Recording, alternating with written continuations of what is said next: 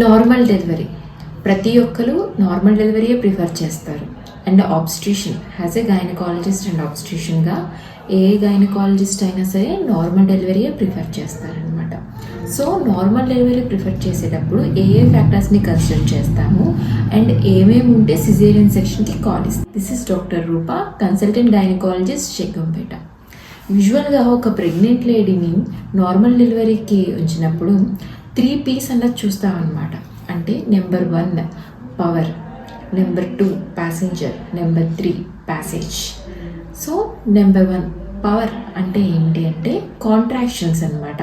అంటే నొప్పులు వచ్చినప్పుడు ప్రెగ్నెంట్ లేడీ ఆ నొప్పులు ఎంతసేపు ఉంటున్నాయి, ఆ కాంట్రాక్షన్స్ అన్నది అడ్వకేట్గా ఉంటున్నాయా లేదా, ఎన్ని కాంట్రాక్షన్స్ వస్తున్నాయి, ఎంతసేపు వస్తున్నాయి, ఇవన్నీ కూడా ఒక ఆబ్స్ట్రిషన్ అన్నది నార్మల్ డెలివరీ అప్పుడు మానిటర్ చేస్తూ ఉంటారనమాట.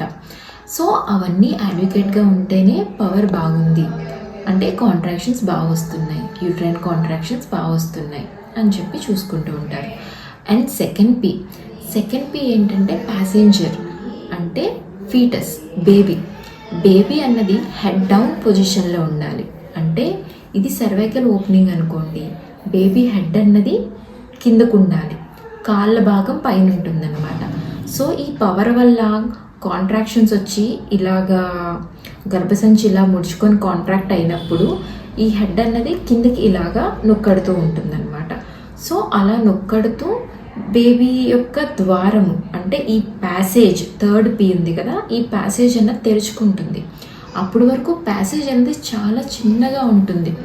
సో ఈ బేబీ అన్నది మనకి డెలివరీ అవ్వాలంటే ఈ ప్యాసేజ్, ఈ సర్విక్స్ అన్నది 10 సెంటీమీటర్స్ వరకు డైలెట్ అవ్వాలి. ఉండేది ఇంతే, అది 10 సెంటీమీటర్స్ వరకు డైలెట్ అవ్వాలన్నమాట. సో ఒక ఆబ్స్ట్రిషన్ నార్మల్ డెలివరీ కోసం చూస్తున్నప్పుడు, తను మానిటర్ చేస్తున్నప్పుడు ఇవన్నీ కన్సిడర్ చేస్తారనమాట. అంటే అడ్వకేట్గా కాంట్రాక్షన్స్ వస్తున్నాయా లేదా, మదర్ ఎగ్జాస్ట్ అవ్వకుండా నొప్పులు ఇవ్వగలుగుతుందా లేదా, అండ్ ఆ నొప్పులు కరెక్ట్గా వస్తున్నాయా లేదా అనేవి మానిటర్ చేసుకొని దాని ప్రకారం మెడికేషన్ ఇచ్చుకుంటూ ఉంటారు. అండ్ బేబీ ఈ సెఫాలిక్లో ఉండాలని చెప్పాను కదా ఆ బేబీ అలా కిందకు వస్తున్నప్పుడు లైక్ తనకేం ఫీటల్ డిస్ట్రెస్ లేదా ఉందా అన్నది కూడా చూసుకుంటారు. అంటే బేబీ హార్ట్ బీట్ని కూడా మానిటర్ చేస్తారనమాట. బేబీ హార్ట్ బీట్ ఏమైనా తగ్గుతుందా, పెరుగుతుందా, ఈ కాంట్రాక్షన్ వల్ల బేబీ హెడ్ అన్నది కిందకి దిగుతుందా, ఫిక్స్ అవుతుందా, ఇవి సిక్వలైజ్ ప్రాసెస్లో ఉండి మదర్ అండ్ బేబీ కూడా హెల్తీగా ఉండి హార్ట్ బీట్, మదర్ యొక్క వైటల్ స్టేబుల్గా ఉండి లైక్ బీపీ.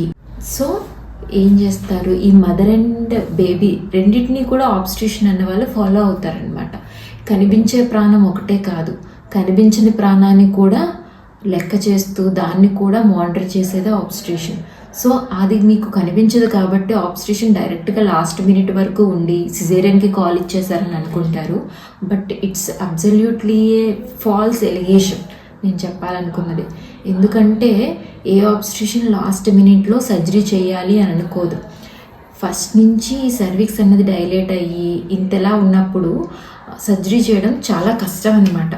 బేబీ హెడ్ కిందకు వచ్చినప్పుడు ఆ సర్వీస్ తిన్ని అవుట్ అవుతున్నప్పుడు అక్కడి నుంచి బేబీ హెడ్ని బయటికి తీయాలంటే సిజేరియన్లో కూడా కష్టమే. సో అలాంటి కాల్ అయితే మట్టుకి ఎవరు ఇవ్వరు. సో బేబీని, మదర్ని రెండింటినీ కూడా చూస్తారు. బేబీ హార్ట్ బీట్లో తేడా వచ్చినా, మదర్ ఎగ్జాషన్ అయిపోయినా, సర్విక్స్ ఓపెనింగ్ అవ్వకపోయినా, ఇటువంటి ప్రాసెస్లో ఏమైనా తేడా వచ్చినా ముందుగా, ఎందుకంటే సిజేరియన్ చేస్తే బేబీ మదర్ ఇద్దరినీ సేఫ్ సైడ్లో ఉండొచ్చు. లేదు అంటే కనుక ఫీటల్ హైపోక్సియాకి వచ్చేసి సిపి అంటే సెరిబ్రల్ పాలసీ వస్తుంది బేబీకి. It's a life long. So life long ఆ బేబీ దాంతో సఫర్ అవ్వకూడదు అన్న ఉద్దేశంతో ఏ గైనకాలజిస్ట్ అయినా ఏ ఆబ్స్ట్రిషన్ అయినా సిజేరియన్కి కాల్ ఇస్తూ ఉంటారనమాట. సో ఫస్ట్ నుంచి ఒక నార్మల్ డెలివరీ అయితే వాటికి ఇవన్నీ ఒక డాక్టర్ అన్న వాళ్ళు అబ్జర్వ్ చేస్తూ ఉంటారు.